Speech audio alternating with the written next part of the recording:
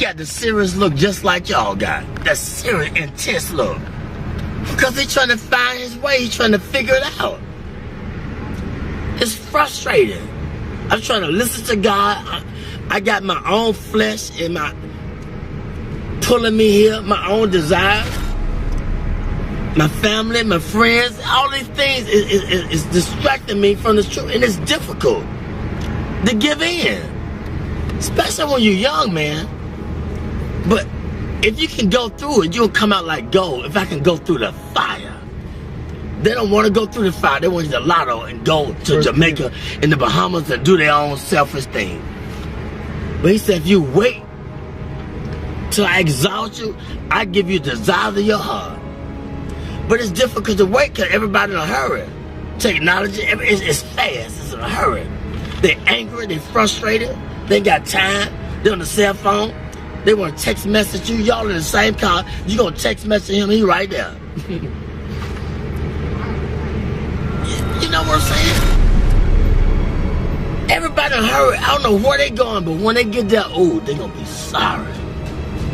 The faster you try to get there, that career, that money, and you're gonna figure it out that, man, it was the journey. It was not the destination. You was in a hurry to get there, to come up, to be this, to be that. And when you get there, you're gonna feel discouraged more than you did before you even started to get there. Cause it was the journey, the people that you didn't stop to talk to like me at check-in. The people at the gas station. You was in a hurry to get there, but it was the journey. The more humble you be, then the more you can be fulfilled with the truth. But when you think you got it and you on your way, then you're gonna get less of it because can't nobody talk to you. You can't stop. You're in a hurry. It's a difficult thing, but you got it. I see the intensity. He's showing you how to relate, connect to the people. I would say this. It's a man with pushing a basket. This man right here, they brilliant now. Don't look at the outside appearance. I've seen him in action. He was pushing a basket, and I was under the bridge, and I was talking to everybody except him. He was the last person I talked to. He said, "Why didn't you talk to me first?" He said, "I should have talked." He said, "Don't you ever pass by a man pushing a basket and don't acknowledge him." I never do it in my life again. I talk to the person pushing that basket. How's your day? How you doing? I talk to the homeless people because they say be careful how you entertain strangers. And most people that came off the street and they got their career together, they won't even let you know that they've been through it. They try to act brand new. It's a testimony. What you go through, it's for us to inspire somebody else. It's for me to pull the weak ones up. It's for you to pull the weak ones up. We don't go through this because of our own selfish reasons. We go through this to give them a testimony of how far God has brought me. It was never about me. I thought about me. Why I'm going through this. He said, back up, man. Who you going to inspire? Who you going to tell somebody about the glory, the grace of God if you don't go through it?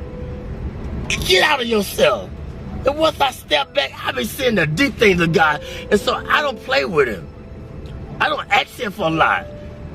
I just say, give me my portion for the day. I don't want a lot of things. Just give me enough that I can deal with. He said, I give you, but fulfill your bond greater than you can ever ask. I know what you desire. I know what you need. But Lord, give me my portion where I can be grateful. Where I can be thankful. They unthankful, they unholy, they ungrateful, they got a job, they don't want the job, they got 40 hours, you can't work on Saturdays, you can't work on Sundays, now you got 3 days, they always complaining and griping and murmuring. Stop it. He said be grateful with the little things. And wait, and I put you there. But he gonna put us in a place where they appreciate me in the job. Don't nobody take time to let them know why they doing things they doing. And that's the whole purpose of life. Let them know what they doing wrong if you see it. I always knew I was doing wrong. What about when they showed me long suffering? What about when they forgave me, but I can't forgive him? He did. He made a promise. I made a promise. I didn't fulfill it. They didn't go off on me. Well, I got to go off on him because he didn't fulfill his commitment. That's wrong. You got to teach. They don't know. The only God they know is through you, through your experience. They don't know about church because you can't go to church because it's a business. And all the church people, it's a clique, it's a club. And they done forgot about God, it's a business. Look here. It's just the world. Ain't nobody being bold and talking about God because don't pray in school, take the prayer out of school, all these things. It's the world. We're getting in a time where God is not popular no more. And if you talk about it, I don't believe in Jesus. I don't believe in God. I believe in this. I don't care what you believe in. Let my spirit speak for me. Let my action. But it was a time when I was just a hearer and not a doer. But it got to balance out. You got to go through the fire in order to be a doer too. You're going to be a hearer, then you're going to be a doer. But don't let people throw you off your journey. You can't beat nothing. It's between your relationship with God. They can't understand you all the time because you're trying to figure out your way. I'm trying to figure out my way. I can't prove nothing to them all the time. I don't need them to figure me out. All I got to do is just be patient and do what was in my ability, my boundary. I don't need to outstep my boundaries. I ain't got to prove nothing to you. You didn't feel me? No, you can't gonna feel me. I can't put the expectation on you. I don't always feel me, understand me. So that's wrong. Be humble. Acknowledge him in all your ways. When I do wrong, I said something wrong to offend you, forgive me. I gotta say it right away, get it over with. If I offend somebody at work, look, if they persecute me, look at God trying to strengthen me to show them who I serve. I say I believe, I'm walking with it. Well, teach them. They don't know. They don't know why they're doing that, why they're doing that to me. Let your light shine among men. They might glorify your Father in heaven. It's real, man. I experience it all the time, 24/7. But I asked for it. I wanted to be a preacher when I was 6, but I didn't know the price I had to pay. Much wisdom, much grief, much sorrow. Ain't no other way you gonna get it. But if you can just go through the fire, you'll be like gold. When you take the jewelry to the pawn shop, how do they determine if it's real or fake? They put it through the acid test. They put the fire upon it. This is how we know if we're real or fake. We're gonna go through the fire. You're gonna have disagreement with each other, but it's okay. You're gonna be friends. But if you have a disagreement, it's just a different agreement. That don't mean you ain't gotta see him no more and talk to her. Or talk to her or whatever. I ain't got nothing to hide. My burdens are heavy, but when I'm weak, he's strong through me. He speaks through me. The weaker I get, the more frustrated I get with my life. And I did this, I did that. Then the more he speaks through me, the more he takes control of me.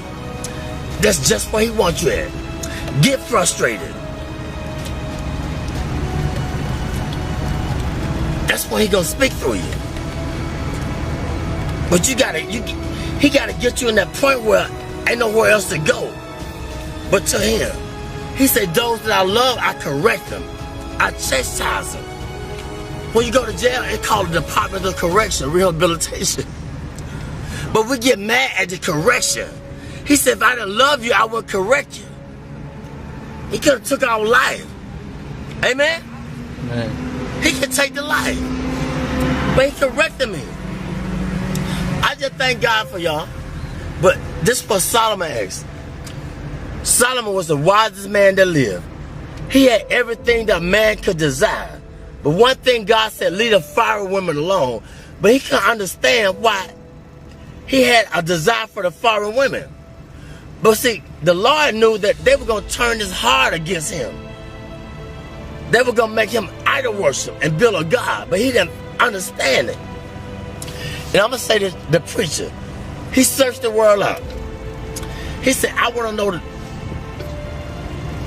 the basis behind wisdom and knowledge and understanding and foolishness.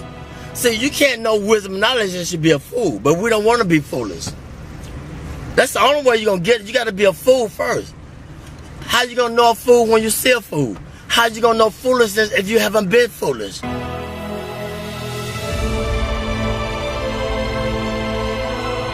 See, you can't know wisdom and knowledge and should be a fool, but we don't want to be foolish. That's the only way you're going to get it. You got to be a fool first. How you going to know a fool when you see a fool? How you going to know foolishness if you haven't been foolish? Foolishness, it comes with, it's painful.